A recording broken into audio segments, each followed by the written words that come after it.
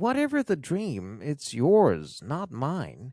You don't have to give any justification, because as long as you're not asking anyone to give you approval, then you don't need anyone to give you permission. In fact, when you understand that you don't have to justify your dreams to anyone else for any reason, that's the day you truly begin to step into who you're meant to be. I don't mean that you go around middle fingers up like a Beyoncé song. I don't mean that you turn bitter and rude and shove your goals into other people's faces to prove a point.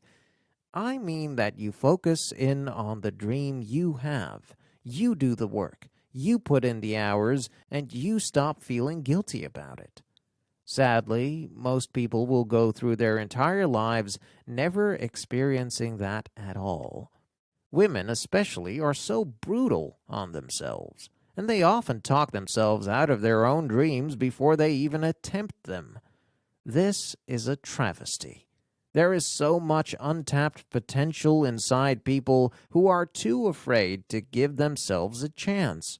Right now, there are women reading these lines who have ideas for nonprofits that would change the world, if only they had the courage to pursue their dreams. There are women reading these lines who have the potential to build a company that would alter their families' lives, and the lives of others who'd be positively affected by the business they created, if only they had the audacity to believe it would work. Right now, there are women reading these lines who would invent the next great app, design the next great fashion line, write the next great best-selling book, or create the beauty products we'd all be obsessed with, if only they believed in themselves. A dream always starts with a question, and the question is always some form of what if. What if I went back to school? What if I tried to build that? What if I pushed myself to run 26.2 miles? What if I moved to a new city? What if I'm the one who could change the system? What if God put this on my heart for a reason? What if I could add some income to our bank accounts? What if people could write a book that would help people? That what if? That's your potential knocking on the door of your heart and begging it to find the courage to override all the fear in your head. That what if is there for a reason. That what if is your guidepost. That what if tells you where to focus next. If every woman who heard that what if in her heart allowed it to feed the flame in her belly to pursue who she might be, not only would she shock herself with what she's capable of, but she'd astound everyone else as well. I'm convinced that if we just lived life in pursuit of answering that question, the effect on the world around us would be atomic. Most of us only consciously use a small percentage of our brain power. But have you ever seen one of those movies where the protagonist suddenly has access to all of it?